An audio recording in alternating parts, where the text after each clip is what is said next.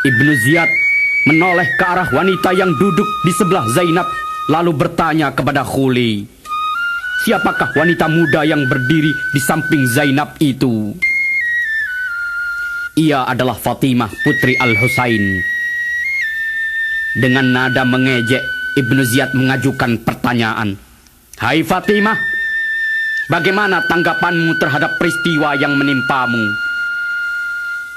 Fatimah berdiri, lalu dengan menyapu khalayak dengan tatapan matanya yang merah dan basah,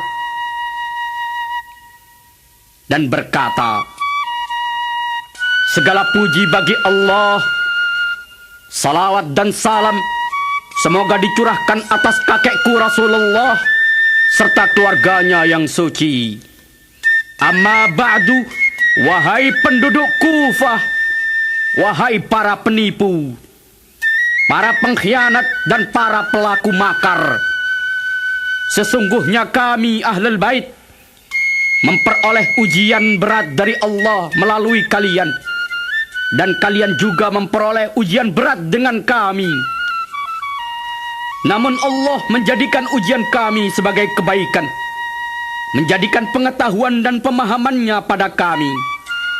Kami adalah kunci ilmunya dan tambang pengetahuan, kebajikan dan hujjahnya di atas muka bumi.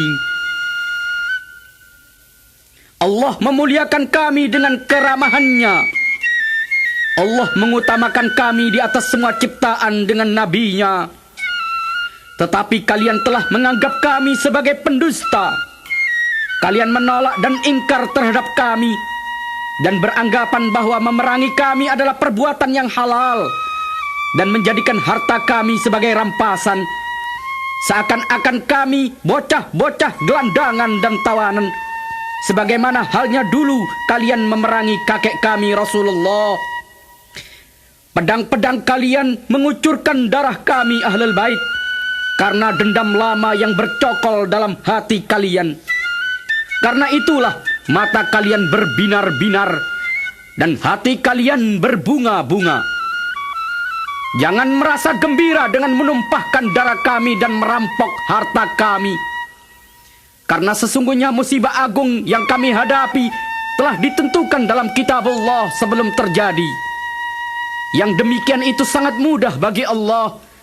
Dan supaya kamu sekalian tidak berputus asa terhadap apa yang telah kalian peroleh, serta tidak bergembira dengan apa yang telah kalian dapatkan, sebab Allah tidak menyukai orang-orang sombong.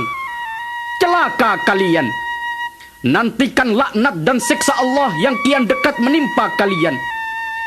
Akan diciptakan perasaan dan suasana saling benci akibat perbuatan kalian, dan dirasakannya kepada kalian penindasan sebagian atas sebagian lain. Setelah itu kalian akan abadi dalam siksa yang amat pedih pada hari kiamat, lantaran kezaliman kalian terhadap kami. Ketahuilah, sesungguhnya laknat Allah itu ditimpakan atas orang-orang zalim.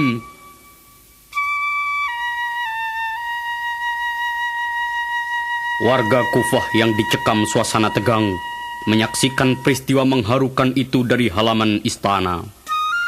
Mereka hanya menutupi mulut dengan telapak tangan kanan, menahan luapan kesedihan dan penyesalan. Ubaidillah menyuruh Khuli al-Asbahi menyimpan kepala Al-Husain di rumahnya.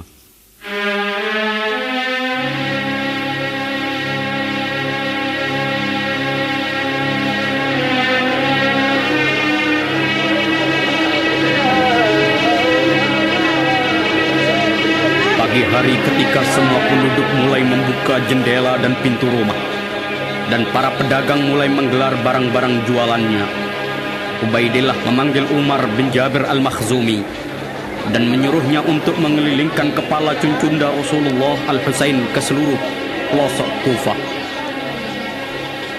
Perintah Ibnu Ziyad dilaksanakan. Pawai kepala cucunda Rasulullah dimulai dari pintu gerbang istana gubernur. Setiap warga Kufah menyaksikan adegan yang sangat memilukan itu, termasuk sahabat besar Rasulullah Zaid bin Arqam dari balik jendela bilik rumahnya. Pawai berakhir dari gerbang istana tatkala matahari mulai menjauh dari langit Kufah. Umar al-Makhzumi membawa kepala Al-Husain ke rumah dan menyimpannya malam itu di sana. Esoknya, Ubaidillah memanggil seluruh pejabat Kufah menghadiri jamuan pagi. Dalam jamuan itu gubernur memerintahkan Shimir bin Dhil Jawshan dan Khuli bin Yazid al-Asbahi agar memimpin 1.500 tentara berkuda. Hai Shimir dan Khuli, araklah kepala Al-Husain dan rombongan tawanan wanita ke setiap dusun dan kota hingga Damaskus. Beberapa saat kemudian, Ubaidillah melepas pasukan berkuda meninggalkan halaman istana. Zainab, Ummu Kulthum, dan adik-adiknya tampak lesu mengikuti langkah dan gerak rantai yang melingkari pergelangan kaki dan tangan mereka. Perjalanan amat panjang dan melelahkan terbayang di benak mereka. Drama yang paling menyedihkan, kafilah tawan Ahlul Bait pun dimulai. Selamat tinggal kota berlumur nista. Zainab menyapu kota itu dengan pandangan mata sayu. Tiba-tiba tubuhnya tersentak lalu bergerak tatkala tali rantai itu ditarik oleh pasukan berkuda. Jejak-jejak para pahlawan berjilbab pun terjuntai.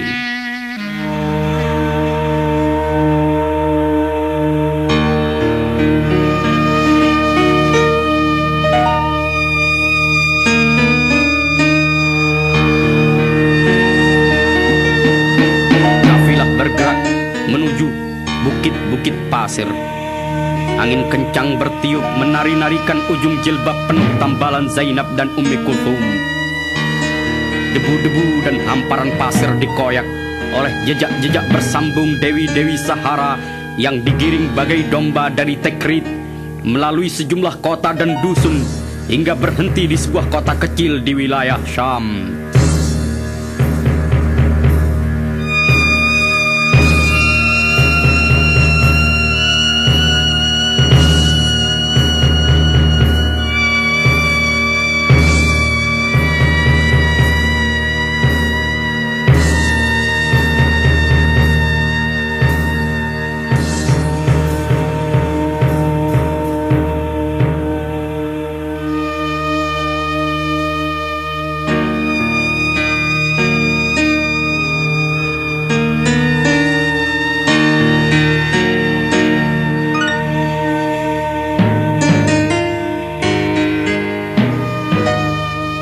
Suatu saat, ketika gelap mulai menyelimuti permukaan bumi dan pasukan Khuli telah menancapkan tombak yang berujung kepala Al-Husain di atas sebuah tanah lapang, dari situlah seberkas cahaya memancar ke segenap penjuru, mengoyak angkasa dan suara tasbih bergema.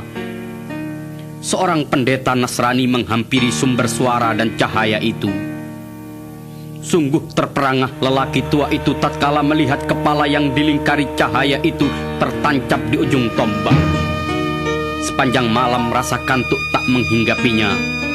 Ia sangat terkesan oleh peristiwa itu. Esoknya, ketika pasukan Shimir nyaris beranjak, pendeta itu datang tertatih-tatih menghampiri mereka. "Siapa panglima kalian?" tanyanya dengan nafas tersengal-sengal. "Khuli bin Yazid al-Asbahi," jawab mereka. "Kepala siapakah yang kalian bawa?" "Kepala seorang Khariji yang memberontak di Irak dan dibunuh oleh pasukan Ubaidillah." "Siapakah namanya?" "Al-Husain bin Ali bin Abi Thalib." "Sungguh celaka kalian. Bukankah itu cucu Nabi kalian yang telah disebutkan dalam kitab kami? Kami umat Nasrani tidak berani mengusik onta dan kuda yang pernah ditunggangi oleh murid Isa. Bagaimana dengan kalian yang dengan darah dingin memenggal cucu Nabi kalian sendiri dan menawan para wanita keluarganya? Panglima, bersediakah Anda meminjamkan kepala ini pada saya barang 1 jam? Aku tidak akan menyerahkannya kepada siapapun kecuali Yazid yang akan memberiku hadiah, jawabnya. Berapa jumlah yang kau inginkan? 10.000 keping dirham, jawabnya. Baiklah, aku bersedia memberikannya kepadamu. Timpal sang pendeta dengan mata berbinar. Setelah menerima beberapa pundi berisi 10.000 dirham, Khuli meminjamkan kepala Al-Husain kepadanya. Tak mampu lelaki non-muslim itu menahan derai tangisnya. Ia segera pergi meninggalkan pasukan Khuli menuju rumahnya dengan langkah-langkah cepat. Sesampainya di rumah, ia letakkan kepala Al-Husain di sebuah tempat yang bersih. Dengan lembut ia membersihkannya dari debu, menaburinya dengan minyak wangi dan menyisir cambangnya. Usai melakukan itu semua, pendeta itu duduk sambil memandangi kepala Al-Husain.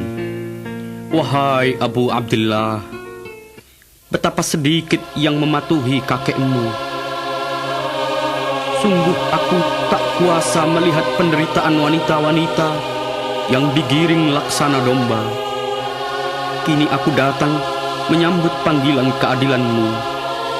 Aku bersaksi bahwa tiada Tuhan selain Allah, dan Muhammad kakekmu adalah utusan Allah, dan bahwa ayahmu adalah penggantinya.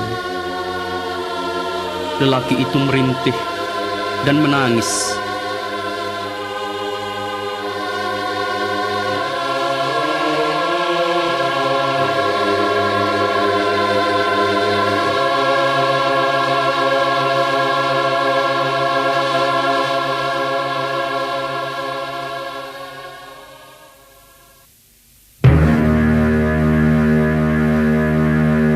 Setelah menerima kembali kepala Al-Husain yang dipinjamkannya, Khuli memerintahkan para wanita untuk bangkit dari istirahat, mengikuti gerak langkah kaki kuda pasukannya. Dusun demi dusun dan setiap kota telah dijelajahi. Hanya Syam yang belum dimasuki. Kini ibu kota pemerintahan Yazid itu di ambang pintu. Bayang-bayang penderitaan Sukainah dan Ali Ausat terlintas di benak Zainab. Kesedihan meremas-remas hatinya. Dari kejauhan terbayang betapa Yazid tengah menyeringai.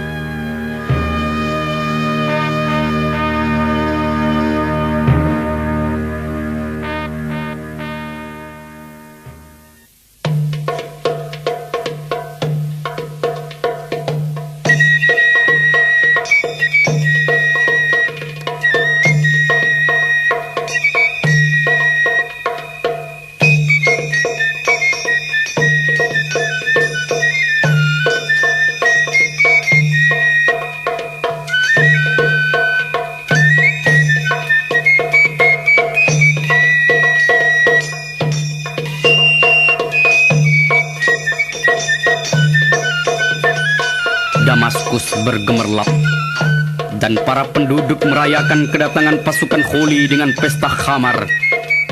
Terdengar dari luar gerbang bunyi rebana dan genderang ditabuh. Hati sanubari Zainab terasa tertusuk pilu menangkapnya. Ummi Kulthum, Sukainah, Atikah, Safiyah, Ali Ausad dan lainnya hanya memandangi keramaian orang berbaris itu dengan tatapan kosong dan hambar. Ada seonggok kesedihan yang menyumbat rongga nafas mereka. Khuli dan Shimir tampak berseri-seri mengulas senyum. Yazid gundah tak sabar menanti kedatangan Khuli dan kepala lelaki yang paling dibencinya itu. Pucuk-pucuk menara istana Damsyik tampak. Degup jantung putri-putri Muhammad makin kencang menjelang detik-detik paling menyeramkan. Seorang pengawal menghadap sambil membungkuk lalu berkata, "Panjanglah umur Khalifah." Khuli telah datang dengan membawa kepala si pembangkang. Kibarkan puluhan bendera dan bentuklah pasukan kehormatan. perintah putra Muawiyah itu terdengar keras dari atas singgasananya. Suasana istana gaduh. Yazid berteriak-teriak memanggil setiap pengawal dan pegawainya, lalu menyuruh masing-masing melakukan sesuatu untuknya. Selamat datang di rimba Damaskus. Pasukan pengarak kepala Al-Husain melintasi gerbang Khuzairan. Tampak Zainab dan para wanita berjalan gontai sambil menutupi rambutnya dengan sisa kain baju. Bunyi rebana kian membahana, diiringi tawa lepas para penyambut. Ramai di sana, hampa di lubuk hati Zainal Abidin yang membisu. Arak-arakan terus berjalan, sementara Zainab dan para wanita didorong bak domba-domba liar menuju pusat kota. Sekonyong-konyong Shemir bin Diljawshan melesat keluar dari barisan dan berteriak-teriak sambil terbahak, "Hai, akulah sang penebas leher si pembangkang. Akulah yang dengan perlahan-lahan menggorok Al-Husain." Warga Syam menertawakannya. Bising dan riuh di halaman istana. Sepi dan hampa dalam jiwa Sukainah. Para selir Yazid dan putri-putri Bani Umayyah berbusana sutra menyaksikan kedatangan putri-putri Ali berbusana lusuh digiring bagai kawanan gelandangan. Kepala kedua yang diarak dan dipertontonkan adalah kepala Al-Hur Ar-Riyahi. Khuli melempar-lemparkan kepala pembela Ahlul Bait itu ke langit sambil terbahak-bahak. Kash'am Al-Ju'fi menyusul dan berputar-putar seraya mengacung-acungkan tombak yang berhias kepala Al-Abbas. Kepala Aun dipermainkan oleh Sinan bin Anas. Barisan berikutnya adalah pasukan yang masing-masing mempertontonkan kepala setiap syahid yang membela Al-Husain di Karbala. Ummu Kulthum menangis histeris menyaksikan pertunjukan itu. Erangan Sukainah tak terdengar karena suara bising para penyambut yang bersorak-sorai. Ali Zainal Abidin berusaha menghindari keramaian dengan menutupi kedua telinganya. Mata Atikah berkunang-kunang dan tubuhnya lemas dihimpit oleh gelombang khalayak yang berlibur ingin menyaksikan tontonan cuma-cuma. Zainab merasakan ada sebongkah batu yang menghimpit dadanya saat menyadari bahwa di Syam ada ribuan Yazid. Hati warga Syam telah ditambatkan pada ujung jubah sutra Yazid bin Muawiyah. Wa Muhammadah, wa Aqilah, wa Hasanah, wa Husainah. Seorang lelaki tua keluar dari barisan penyambut lalu menghampiri Ali Ausat.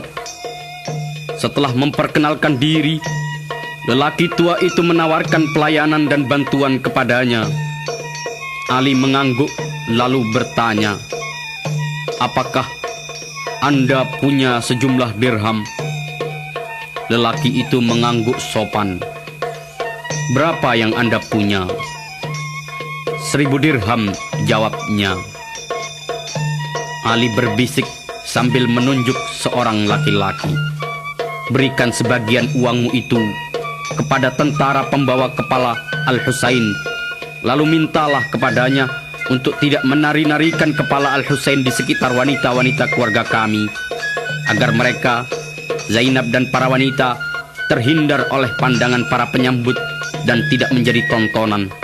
Semoga Allah mengumpulkanmu bersama kami Ahlul Bait kelak di akhirat." Beberapa langkah sebelum rombongan memasuki halaman istana, mendadak sontak seorang wanita tua melompat dari barisan para penyambut lalu memukulkan sebongkah batu ke mulut Abu Abdillah Al-Husain. Seketika Ummi Kulthum terjatuh nyaris pingsan menyaksikan adegan tak terduga itu. Debam genderang dan rebana tiba-tiba berhenti, tatkala pasukan Khuli dan rombongan tawanan wanita memasuki gerbang istana.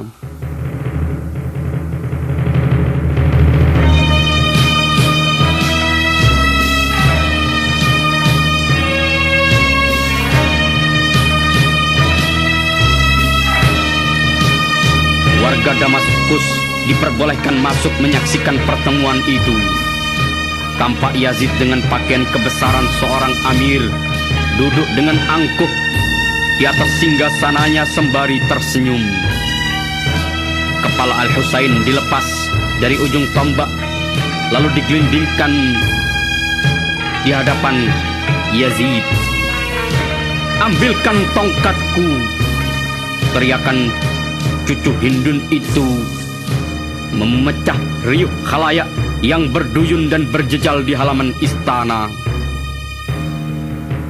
Zainab, Ali Ausat, Ummu Kulthum, Safiyah, Atikah dan para wanita digiring dan dipaksa berdiri menghadap hadirin. Acara pembuka adalah pembacaan syair oleh sesepuh Bani Umayyah, Marwan ibn al-Hakam. Yazid hanya tersenyum mendengar puisi lelaki tua pembenci Ahlul Bait itu. Sukaina meronta-ronta sambil menggigit bibirnya ketika Yazid mulai mengangkat tongkatnya tinggi-tinggi lalu memukulkannya ke mulut kepala yang paling sering diciumi Nabi itu. Ummi Kulthum pingsan dan terjungkal ketika tongkat manusia terkutuk itu mulai merontokkan gigi Abu Abdullah Al-Husain. Zainab menjerit-jerit ketika Yazid mulai menyodokkan ujung tongkatnya ke kedua telinga putra Az-Zahra itu secara bergantian. Atikah terjatuh pingsan tatkala melihat Yazid menusuk-nusukkan tongkatnya ke kedua bola mata kepala lelaki yang amat dicintainya itu. Yazid merasa geli melihat sikap para wanita itu lalu terbahak-bahak. Warga Kufah tertegun, tak menduga bahwa Yazid akan berbuat sebengis itu. Sahal bin Sa'id gemetar menahan luapan kebenciannya. Suasana tegang menyelimuti halaman istana. Khuli, Himir dan para perwira tampak tenang mengelus-elus jenggotnya. Sambil memukul-mukulkan tongkatnya, Yazid bersyair, "Hai Quraisy, Arab dan dunia, katakan apa yang ingin kau kata. Setiap kerajaan pasti akan sirna. Jangan keburu senang dan bangga. Kini kami yang menang dan berpesta. Mencibir kepala raja tanpa mahkota. Usai sudah kejayaan para pendusta. Para pahlawan Badar telah merana. Wahyu hanyalah cerita, hanya berita. Dongeng tentang Nabi adalah sampah semata. Itulah siasat Bani Hashim merebut tahta." Usai bersyair, Yazid menanyakan jumlah pengikut Al-Husain yang telah terbunuh kepada Khuli. Dengan bangga Khuli menjawab, "Kami telah membunuh sekitar 18 keluarga Al-Husain dan 50 lebih para pengikutnya di Karbala. Khalifah inilah kepala-kepala mereka." Hadirin dipersilahkan meninggalkan halaman istana. Mereka bubar tatkala sang surya menyelinap. Para wanita digiring ke ruang bawah tanah oleh para pengawal Yazid. Yazid diikuti oleh para panglima seperti Khuli dan Shimir masuk ke dalam istana. "Kini tibalah saatnya aku meminta hadiah khalifah," ujar Shimir sambil meringis. Tiba-tiba cucu Abu Sufyan itu mengarahkan gagang pedangnya ke leher Shimir. Inilah imbalannya. Sungguh terperanjat penebas leher cucu Rasulullah itu melihat sikap Yazid yang mengingkari janjinya. "Keluarlah dari sini. Kau hanya anjing penjilat yang tak pantas menginjak lantai istanaku."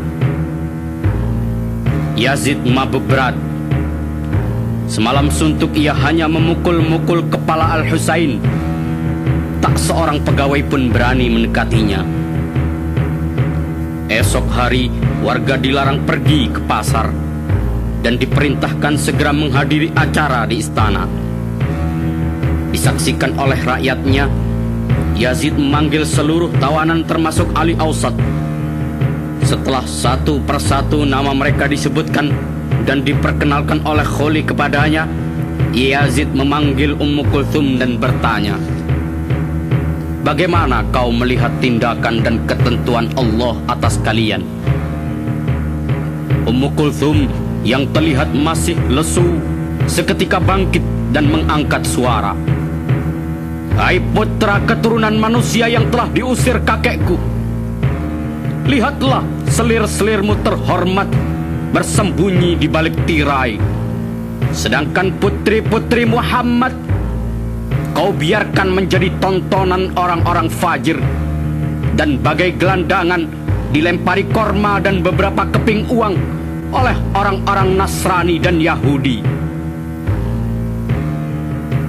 Kata-kata adik Al-Husain itu begitu tajam menembus ulu hati Yazid. Ia sangat tersinggung, lalu menyorotkan matanya penuh kebencian. Kini tiba giliran Sukainah. "Hai Sukainah, ayahmu telah berencana merebut kekuasaanku." Sukainah bangkit dan tak kalah lantang membalas, "Hai Yazid, jangan bergembira karena telah membunuh ayahku. Ia telah memenuhi panggilan kebenaran dan keadilan. Sedangkan kau hanya menunggu beberapa saat untuk segera merasakan akibat dari perbuatanmu." Yazid memotong ucapan Sukainah dengan nada tinggi, "Tutup mulutmu.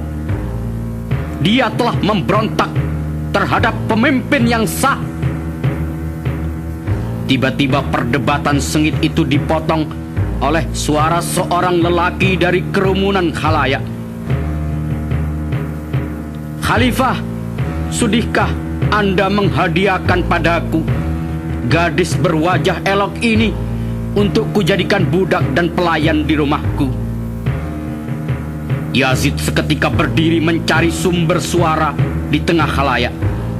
Sukainah seketika lari merangkul bibinya Ummu Kulthum dan mengeluh sambil terisak, "Bibi, apakah mereka benar-benar akan menjadikan kita, wanita-wanita keluarga Nabi, sebagai pelayan para pendurjana?"